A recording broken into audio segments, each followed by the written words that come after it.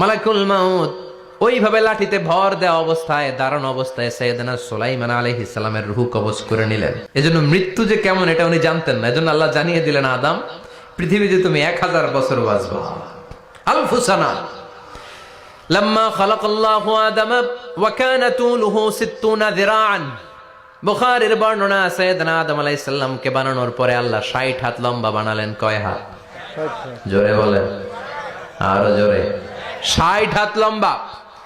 এরপরে ওনার ঔরসে পৃথিবীতে যত নারী আসবে, পুরুষ আসবে রুহের জগতে, সবগুলো রুহুকে বসিয়ে দিলেন বৈঠকে। সুবহানাল্লাহ। বিশাল কনফারেন্স রুম। আমরাও ছিলাম না? আমাদের রুহুটাও ছিল। সাইয়েদনা আদম বললেন, আল্লাহ এরা কারা? আল্লাহ বললেন, আদম এগুলো সব তোমার সন্তান। সাইয়েদনা আদম অবাক দৃষ্টিতে অপলক নয়নে নিজের সন্তানদের রুহগুলো দেখতেছিলেন। দেখতে দেখতে হঠাৎ একটা রুহুকে ভালো লেগে গেল। বললেন, আল্লাহ এটা কার রুহু?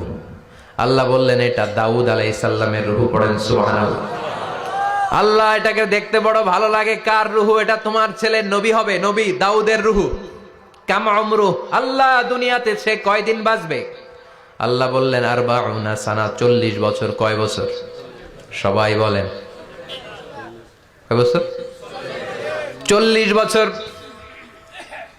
সাইয়েদনা আদম বললেন, মাবুদ আমার এত সুন্দর কলিজার টুকরা সন্তান দাউদ আলাইহিস সালামকে দুনিয়াতে মাত্র 40 বছর আপনি কেন দিলেন?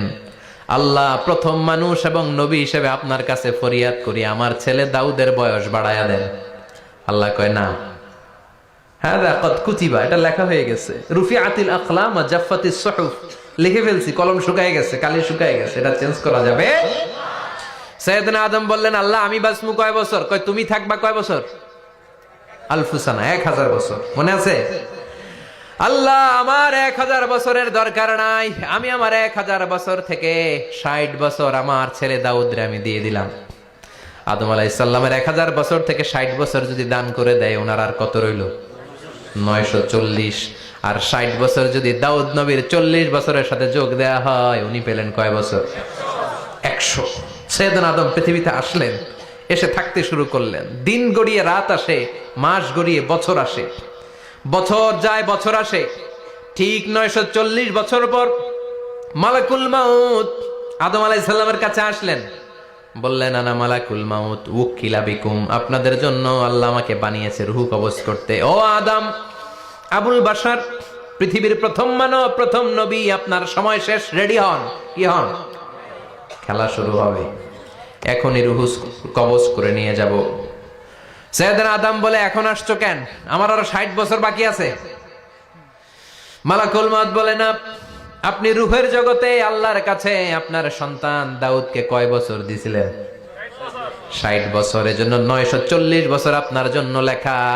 আমি এখন আপনার রূহ কবজ করতে চাই। সাইয়েদনা আদম বলে, আমি মানি না, আমি কাউরে দেই নাই।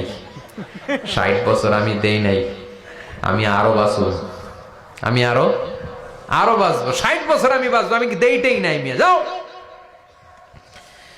মালাকুল মাউত আল্লাহর যে বলে, আল্লাহ দেয় নাই বলে, আসলে ভুলে গেছে। আসলে আফাতুল ইলমি আন-নিসিয়ান, মানুষ ভুলে যায়, মানুষ বড্ড ভুলে যায়। আমরা অনেক সময় খাইয়াও কই খাই নাই। অনেক কিছু আপনি দিছিলেন কিন্তু ভুলে যাই, গলার নিচ দিয়ে নামার পরে কই তুমি কিচ্ছু দাও নাই। আছে না নাই? নাসিয়া আদম ফানাসিয়া বানু, আদম আলাইহিস সালাম ভুলে গেছেন, তাই আমরাও ভুল করি, ঠিক কি না? এজন্য আমাদের নেতারাও বলে এটা দেব ওটা দেব, নির্বাচনের পর সব ভুলে যায়। আছে না নাই? ওই যে আদম আলাইহিস সালাম ভুলছে, আমরাও ভুলে যাই। ওনাদের দোষ কি? ভুলে যায়, বেমালুম ভুলে যায়। আল্লাহ বললেন, মালাকুল মাউত আর জোরাজুরি করো না।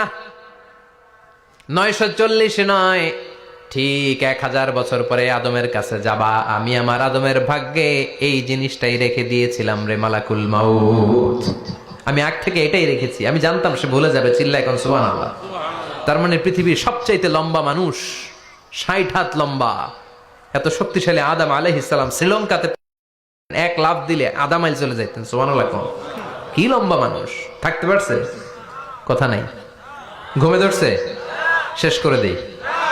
হ্যাঁ, আরো কয়েক মিনিট চলবে? চলবে। তাকবীর দেন, লিল্লাহি তাকবীর। আদম আলাইহিস সালাম চলে গেলেন।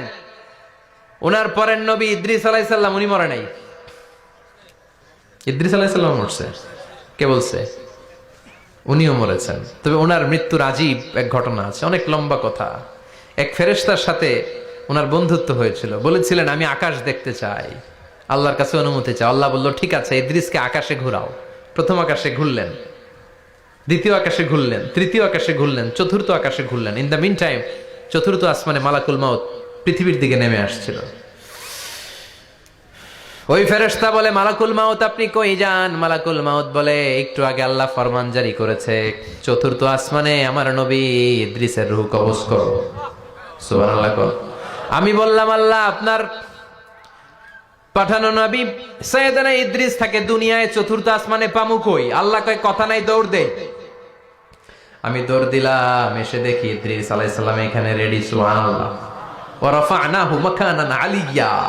ইদ্রিস আলাইহিস সালামের রূহ কবজ দুনিয়ায় হয় নাই, চতুর্থ আকাশের মধ্যে হয়েছে। একটু চিৎকার করে পড়বেন সুবহানাল্লাহ। এরপরে সুলাইমান আলাইহিস সালাম, উনি তো মরে নাই, মরছে? উনি জিন চালাইতো, উনিও মরবে? শক্তিশালী একজন নবী ছিল। উনি মালাকুল মাউতকে বলেছিলেন মালাকুল মাউত আমার মৃত্যুর সুয়াইয়া সামান্য কিছু আগে আমারে বইলো, আমার একটা কাজ আছে। মালাকুল মাউত মৃত্যুর কিছু সময় আগে এসে বলল সুলাইমান টাইম ইজ আপ, সময় শেষ, অল্প কিছু সময় বাকি, কি করবেন করেন। সাইয়েদনা সুলাইমান জিনদেরকে ডাকলো, ও জিনেরা, বিশাল একটা প্রজেক্ট আছে, প্রজেক্টে কাজ শুরু করো। আর কিছু জিনকে বলল চারদিকে গ্লাস ফিটিং করা একটা রুম বানাও।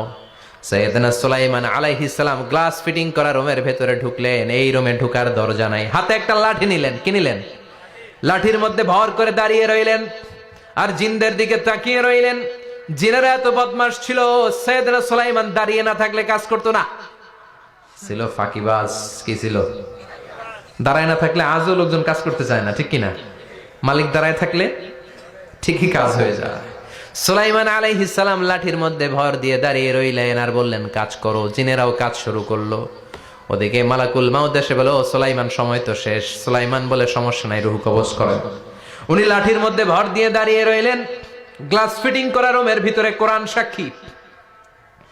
মালাকুল মাউত ওইভাবে লাঠিতে ভর দেওয়া অবস্থায়, দাঁড়ানো অবস্থায় সাইয়েদনা সুলাইমান আলাইহিস সালামের রূহ কবজ করে নিলেন। উনি এমন ভাবে দাঁড়িয়েছেন, রূহ চলে গেল, লাশ হয়ে দাঁড়িয়ে রইলেন। লাঠির মধ্যে দাঁড়িয়ে আছেন, জমিনের মধ্যে লুটিয়ে পড়ে নাই। সুবহানাল্লাহ। জিনগুলো দূর থেকে ভাবলো বস তো দাঁড়ায় আছে। কে দাঁড়ায় আছে? জিনেরা মনে করছে বস দাঁড়ায় আছে, কাজ করতেই হবে। করতে করতে পুরা প্রজেক্টের কাজ শেষ। ইন দ্য মিন টাইম ঝিঝি পোকা, উই পোকা, যেই পোকা কাঠ খেয়ে ফেলে, এই কাঠ খাওয়ার পোকা সুলাইমান আলাইহিস সালাম লাঠির ভেতরে ঢুকে লাঠিও খেয়ে ফেলেছে। সাইয়েদনা সুলাইমান আলাইহিস সালাম ধপাস করে জমিনে পড়েছে। আর জিনেরা কয় হায় হায়, খালি খালি কাম করছে এতদিন। সুবহানাল্লাহ কইবেন না? সুলাইমান আলাইহিস সালাম বাঁচতে পারে নাই, চলে গেলেন। মুসা আলাইহিস সালাম মরছে? উনি মরবে কেন? উনি তো খালি মারে। মরছে? এক থাপ্পড়ে ফেরাউনের বাবুর্চি নাই। মুখের আগে হাত চলতে কয়েকজন, এর মধ্যে মুসা আলাইহিস সালাম আছে না নাই? মালাকুল মাউত মানুষের আকৃতিতে অনুমতি না নিয়ে ঘরের ভেতরে ঢুকে গেল। ঢুকে বলে আনা মালাকুল মাউত, আমি মৃত্যুর ফেরেশতা। তো কি চাও? জিতু আন আকবাদা রূহাক, আপনার রূহ কবজ করতে আসছি। কিন্তু মুসা আলাইহিস সালাম দেখতেছেন দিব্য একজন মানুষ, কি দেখে? আবার সালাম দেয় নাই, অনুমতি নিয়েও ঢুকে নাই। অমিয়া অনুমতি নিয়ে ঘরে ঢোকার দরকার আছে না নাই? মুসা আলাইহিস সালামের মেজাজ বড় গরম। উনি বললেন কি করবি? কয় আপনারে মারমু। কয় এদিকে আয়। মালাকুল মাউত মনে মনে ভাবে এতদিন সব মানুষগুলো আমারে দেখলে দিত দৌড়, আজকে মনে হয় আমারে দিতে হবে দৌড়। এক পা আগায় দুই পা পেছায়, সাহস করে সামনে গেলেন। আবার মুসা আলাইহিস সালাম দিলেন এরকম থাপ্পড়। ফাসাক্কাহু ফাফাকু আইনা, বুখারীর বর্ণনা, এক থাপ্পড়ে চোখ নাই। ঠিকই মালাকুল মাউত দৌড়, এক দৌড়ে আল্লাহর কাছে।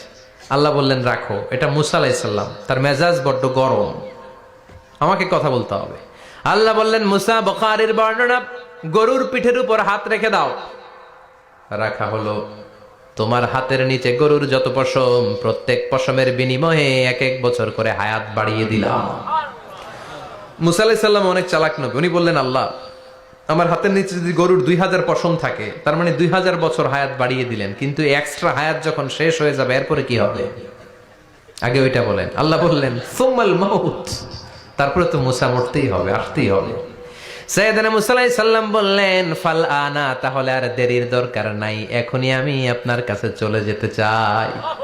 মালাকুল মাউত মুসা আলাইহিস সালামের রূহ নিয়ে উড়াল দিলেন। সুবহানাল্লাহ। বাঁচতে পারছে? বিশ্বনবী মরে নাই, উনি ইন্তেকাল করেছেন। চিল্লা এখন ঠিক কিনা? ইন্তেকালের আগে বিশ্বনবী প্রচন্ড অসুস্থ হলেন। মা আয়েশারে ডেকে বললেন, আয়েশা, মনে হয় আমি বাঁচবো না। ওই যে খায়বার বিজয়ের দিন, খায়বার দুর্গ বিজয় করার পরে এক ইহুদি মহিলা আমার দাওয়াত দিয়েছিল। ওই দাওয়াত খেতে যাওয়ার পরে গোশতের মধ্যে বিষ মাখানো হয়েছিল রে আয়েশা। ওই বিষ মাখানো খাসির গোশত খেয়ে যে ব্যথা আমার পেটে উঠেছিল, আজ আবার সেই ব্যথা উঠেছে। বিশ্ব নবী ওই বিষ খাওয়ানো গোশতের কারণে ইন্তেকাল করেছেন। তার মানে বিশ্ব নবী শাহীদ। জামা আল্লাহু বাইনা নবুওয়া ওয়া শাহাদা। আল্লাহ বিশ্ব নবীকে শুধু নবী বানায় নাই, শহীদ হিসেবে কবুল করেছে। সুবহানাল্লাহ কইবেন না? প্রচন্ড অসুস্থ, উনি ছাড়া মসজিদে নববীতে কেউ ইমামতি করার সাহস পায় না। বিশ্বনবী বললেন, আবু বকর তুমি যাও। আবু বকরও যায় না। বিশ্বনবী বললেন, পানি আনো। বিশ্বনবী পানি দিয়ে ওযু করলেন। ওযু করে কয়েকজন সাহাবীকে ধরে উঠতে চাইলেন, আবার ধপাস করে বেহুশ হয়ে পড়ে যায়। বিশ্বনবী উঠতে পারে না। আবার বললেন, ঠান্ডা পানি আনো। পানির ভেতরে বিশ্বনবী 2 হাত ঢুকিয়ে দিয়ে ঠান্ডা ভিজা হাত দিয়ে চেহারার মধ্যে মাসে করলেন আর বললেন, ইন্নালিল মাউতিলা সাকারাত। হায়রে মৃত্যুর কি যন্ত্রণা, হায়রে মৃত্যুর যে কি কষ্ট। ও মিয়া, বিশ্বনবী যদি মৃত্যুর কষ্টে কাতরায়, আমাদের অবস্থা কি? আমাদের নসিবে কি আছে? আল্লাহ তুমি বাঁচাও, পড়ে না আমি। বিশ্বনবী কাঁদছেন, সাহাবারা একের পর এক দেখতে আসে। কান্নার রোল পড়ে গেল চারদিকে। বিশ্বনবীর কলিজার টুকরা নয়নের পুটুলি সাইয়্যিদাতুনা ফাতিমা বিশ্বনবীর কান্না সহ্য করতে পারে না।